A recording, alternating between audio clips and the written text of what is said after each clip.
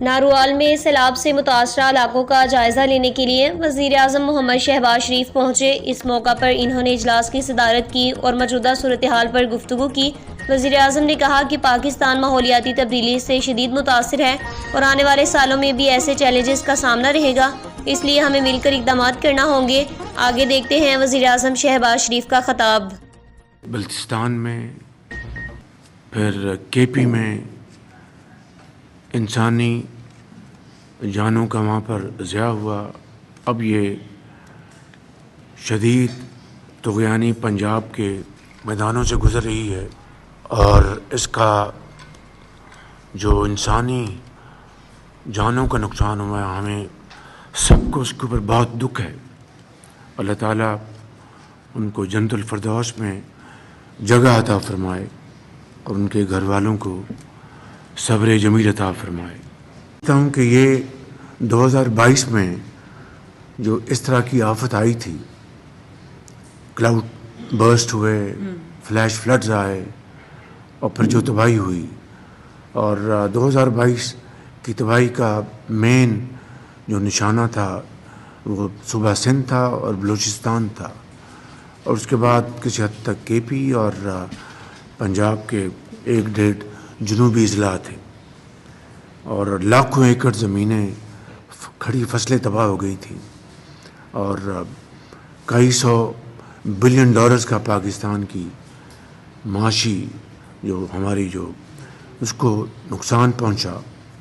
تو میں سمجھتا ہوں کہ چونکہ یہ بات اب عیاں ہے کہ پاکستان ان ممالک میں بدقسمتی سے شامل ہے جو کہ قدرتی آفات کے نشانے میں ہے، اور پہلے 10 ممالک جو سرفہرست ہیں ان میں پاکستان کا نام شامل ہے۔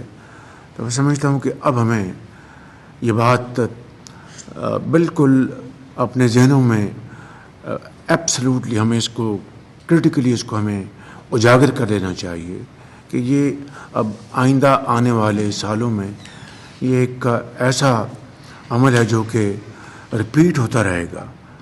اب یہ ہمارے اوپر اس کا انحصار ہے کہ ہم کس طریقے سے اس کو ہم میٹ کرتے ہیں، اس چیلنج کو مل کر من حیث القوم، وفاق اور چاروں اکائیاں گلگت بلتستان اور آزاد کشمیر مل کر اس کا ہم مقابلہ اگر کریں گے تو انشاءاللہ اللہ تعالیٰ کا فضل و کرم شامل حال ہوگا۔ اگر سب سے بڑھ کر جو واٹر سٹوریج کیپیسٹی ہمیں بلڈ کرنی ہے، اگر سٹوریج ہوگی تو فلیش فلڈز میں بھی کمی آئے گی، کیسکیڈنگ جو اس کا عمل ہے وہ بھی کنٹرول ہوگا۔ اگر سٹوریج نہیں ہوگی تو پھر ہم جتنی بھی کوشش کر لیں وہ کوشش انکمپلیٹ ہوگی۔ ہمیں یہ ریسورسز خود جنریٹ کرنے ہوں گے، ہمیں یہ ریسورسز خود جمع کرنے ہوں گے، اور پاکستان کے اندر صوبوں میں وفاق میں مل کر یہ سخت ہے کہ انشاءاللہ ہم اگر سر جوڑ کے بیٹھیں گے تو انشاءاللہ اس کے وسائل ہم اس کا حل ڈھونڈ لیں گے۔ اسی لیے جو پچھلی ہماری ایپیکس کمیٹی کی میٹنگ اسلام آباد میں ہوئی تھی، میں نے اس ایشو کو فلیگ کیا تھا کہ storage capacity is need of the hour, اور اس کے لیے ہمیں بغیر وقت ضائع کیے اس کی تیاری کرنی چاہیے، چاہے وہ دیامر بھاشا ڈیم ہے، مومن ڈیم ہے، یا پھر صوبوں میں آپ کے یہاں پر پنجاب میں 1-2 چنیوٹ میں آپ کے پاس 1-2 بڑے امپورٹنٹ پوائنٹس ہیں جہاں پر آپ سٹوریج کیپیسٹی بلڈ کر سکتے ہیں۔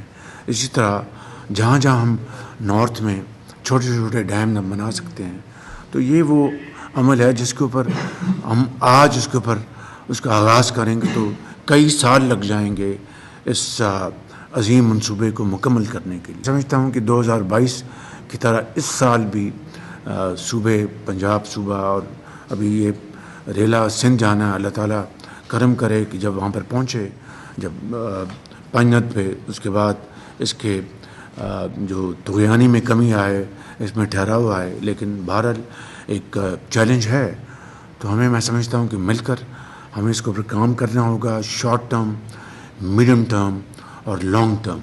اور یہ جو آپ نے یہاں پر اعلان کیا ہے کہ جو فصلیں تباہ ہوئی ہیں اس کا نقصانات آپ فل فور ادا کریں گے کسان کو. یہ بہت بڑی آپ کی یہ کاوش ہوگی. اس میں اللہ تعالیٰ آپ کو اس میں ہمت دے.